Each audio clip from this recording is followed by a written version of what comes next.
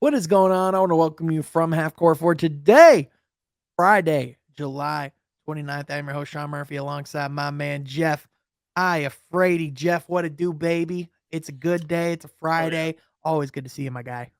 Oh, it's good to see you too, buddy. And it is a good day. It's a good time of the off season right now where, I'm just itching for some basketball, and this is where we start making different types of content. Especially like we can start projecting who could win, rookie of the year and stuff like that in different projections. And especially we talked about the win totals. We've covered it all. So it's although it's slow, we're still coming out with fire content. So appreciate everyone for supporting it and Oh, subscribing because listen, we still have a high percentage of people that are watching these videos that aren't subscribed. So please slap that subscribe button and help support the boys. 66% too many, some would It's say, way too Jeff. many. It's Yeah, some way would too many. say. Oh, as I've heard a wise man once spew a few times. But anyway, yeah, you're Smart guy. right, Jeff. We do get to have some different conversations because once all the chaos is kind of slowed down, and now that we know once the biggest thing that we can talk about is the fact that the Pistons have teal jerseys again, and that talking point has passed us. That means that you're in August, and it's time. It's that time of year where NBA wise, we kick our feet up. We're just kind of waiting for something to happen with Kevin Durant.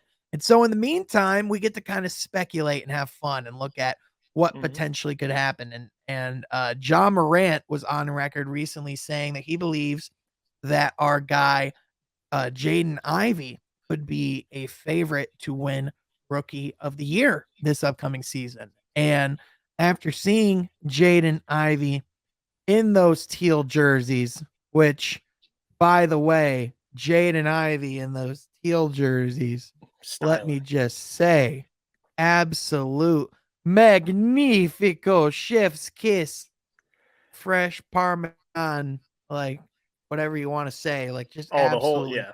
just Look at beautiful, that. man, just beautiful. But Jeff, looking at the odds, looking at the rookie of the year picture, and also just looking at Jaden Ivey's game and the situation he's coming in.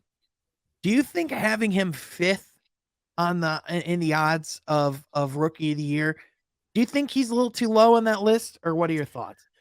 I do, but I am a traditionalist, and I like to look at rookie of the year as the best rookie. But nowadays, it's about winning, and I could see why he would be fifth. Now, do I think he'll have a better chance than Jabari?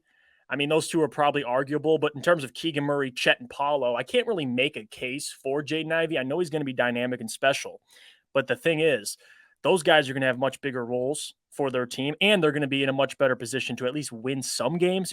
These teams like Oklahoma City may not win games, but Chet defensively, you might be able to pitch a case for him. And then you have Paulo and Keegan Murray, who, again, Paulo may win as many games as Jaden Ivey, but he's the number one option, and I think he'll put up the stats. So for me, if I had to give my like top two or three, I'd probably go in that order. Like it would have to be the Paulo Bancheros of the world or Keegan Murray or Chet Holmgren. Although I would love to see Jaden Ivey go out and win Rookie of the Year, seeing what Cade did last year as the guy with not a lot of help, it kind of made me open my eyes a little bit. Like we could watch Jaden Ivey this year be incredible, but he'd have to have a spectacular year to win Rookie of the Year, and the Pistons would have to win 35, 40 games to even put him in that conversation. So a lot has to go right.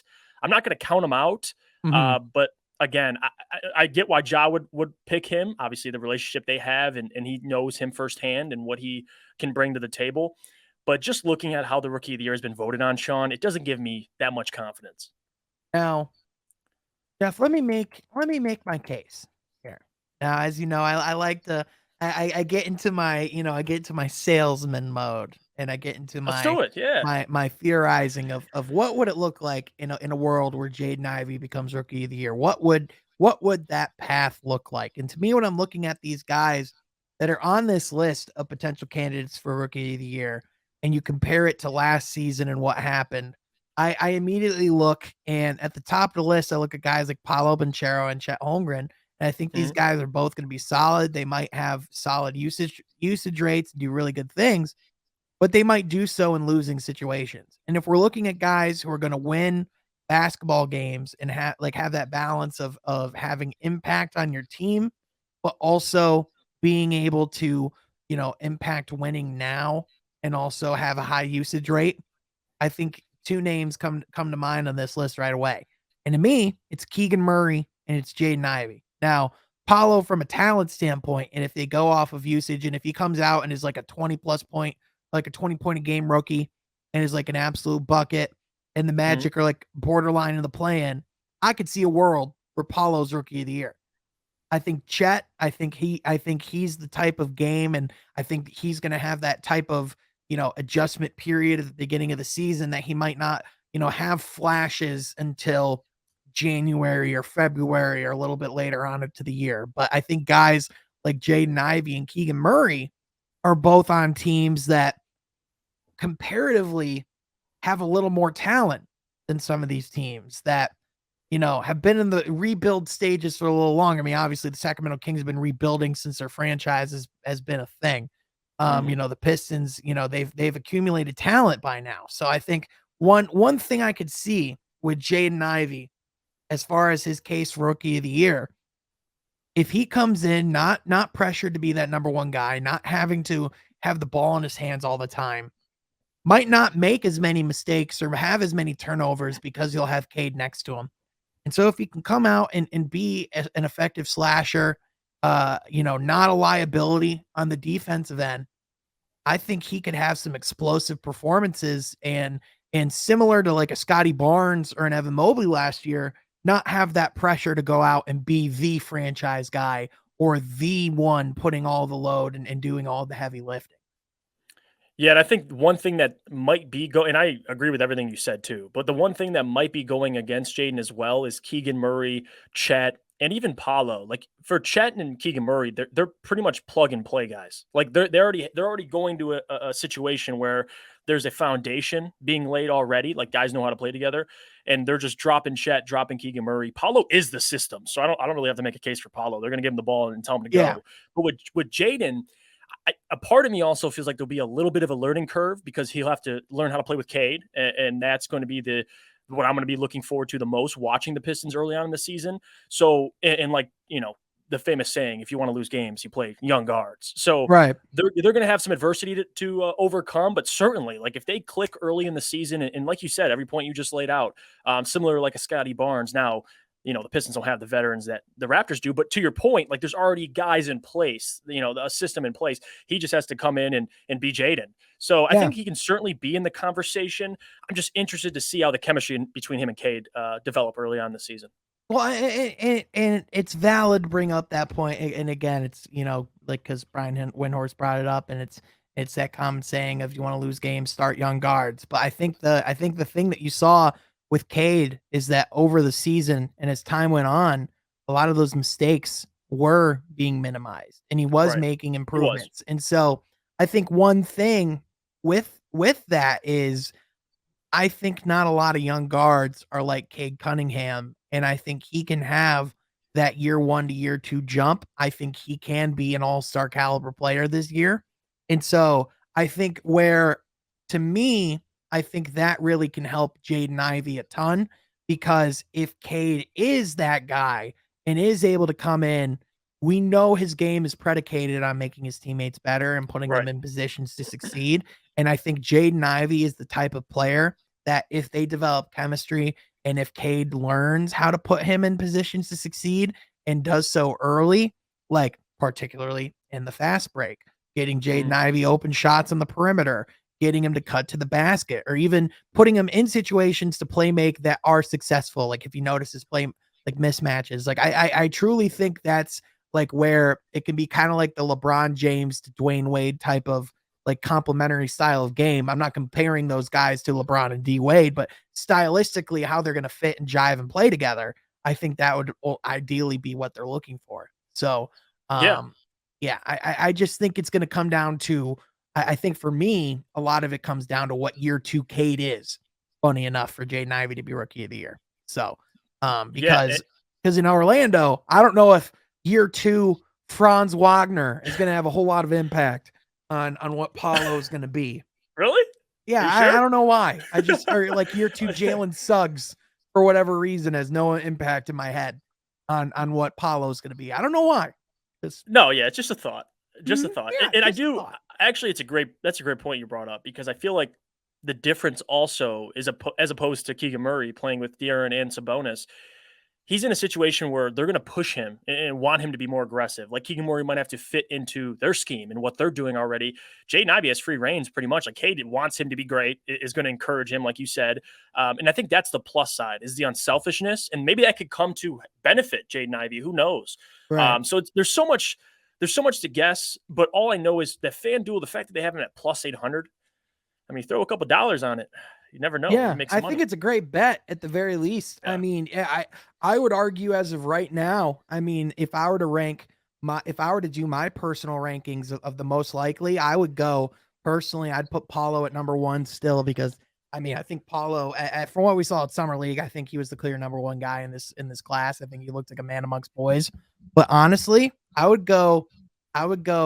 interchangeable. I'd go Keegan Murray and Jaden Ivey right behind him. I personally my ranking would go Paulo, Mhm. a tie between Jaden Ivey and Keegan Murray, and then I'd go Chet, and then I'd go Jabari 5th, just because in my opinion, I'd consider putting Benedict Mathurin above Jabari on the Rookie of the Year rankings, just solely because I think Jabari, I think from what we saw, he might not have a flashy rookie year. His offensive numbers might be quiet, but I think he's going to show a lot of flashes of greatness on the defensive end, and he might not have that Rookie of the Year that like pops off the Right. stat sheet or pops off the television like some of these other guys might.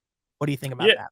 No, I agree. I actually like your list. If I had to give my own, it's similar. It would have to be Paulo number 1, Keegan Murray 2, just because of the situation, and then 3, Jaden Ivey. Like I would probably put Jaden above Chet, even though I feel like Chet defensively is going to also make a case for And himself. Chet And could be awesome. He can absolutely he win could, Rookie of the Year and be the best player in this he class. But could, I think again, it's with him, it's such an unknown of what he's going to be able to do and that's true. offensively. Because I think he even saw in summer league, like some games, like when it was less physically imposing, he was able to more so have his way in the offensive end. But then other nights, he's the type of player where he's okay with slipping in the background of the offensive end because it's not necessarily his primary way of getting his game going.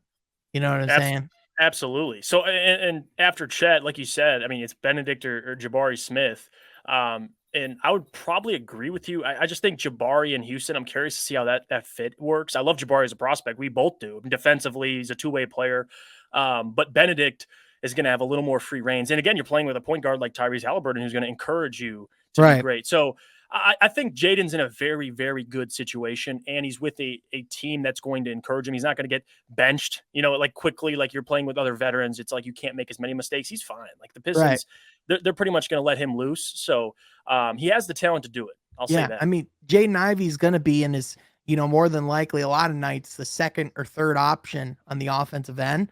True. And I think with that, with having guys like Sadiq and Cade on the court, there's going to be a little bit less pressure for him to create on his own. Whereas with Cade, Hmm. I think what you saw a lot of last year was he truly had to carry and really weigh so much. And I think that's why Paulo, like one thing we might see with him is that he might be that rookie that gets a lot of double teams this year, and like when I'm looking at everyone else, like Jaden Ivey, you can't really afford to double team Jaden Ivey because, you're gonna leave open a lot of shooters on the perimeter, whether it's guys like Isaiah Stewart, who has shown reliably that, he's starting to hit threes in a more consistent clip. If you leave Cade Cunningham open, that's certainly not going to be a great decision because he even though he wasn't a great shooter year one, he's gonna be a solid shooter. Like that's just gonna happen.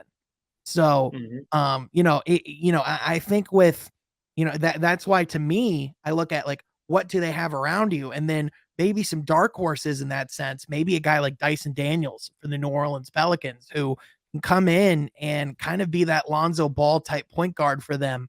I really like the fit of Dyson Daniels with the Pelicans, and I think he's a guy that talent wise, I mean, people forget he was in the Rising Stars Challenge last year for a reason. So, Hmm. guy can flat out play. Yeah, another two-way player as well. So it's a guy to look out for. Absolutely. Yeah, and he's going to be able to throw some lobs to Zion, and he's going to be able to, defend with guys like Jose Alvarado and Bones Highland or not Bones Herb Jones is what I meant. Yeah, I was gonna say, for the Pelicans, like if you're a rookie and you're averaging 6, 7 points, you may be in the race. Like ask Herb Jones. Like Mhm. Doesn't take Mhm. much. Yeah, as long as you're doing the right things and pitching in a lot of it's a good class, man, Yeah. but I think I think in the short term, I think we might be looking at Ivy as one of the top guys in this class as well. So with that, what do you think about his chances at Rookie of the Year? Let us know in the comment section down below. Are you feeling some major Detroit versus everybody energy, or do you think this year could be different? Let us know. But also be sure that you're following my guy Jeff on Twitter at Jeff IFRady and myself at Sean F. Court. But also that you're subscribing to the channel so that you're kept in the loop when all this fire content we have going on. It's like a flamethrower. We're just consistently dropping flames on YouTube. I mean, we're almost getting charged with arson. So that's why you need to subscribe to help us with that because, we're the fire chiefs over here. But with that, Mhm. we want to thank you all so much for tuning in, and we will catch you guys next time from Half Court. Be sure to subscribe.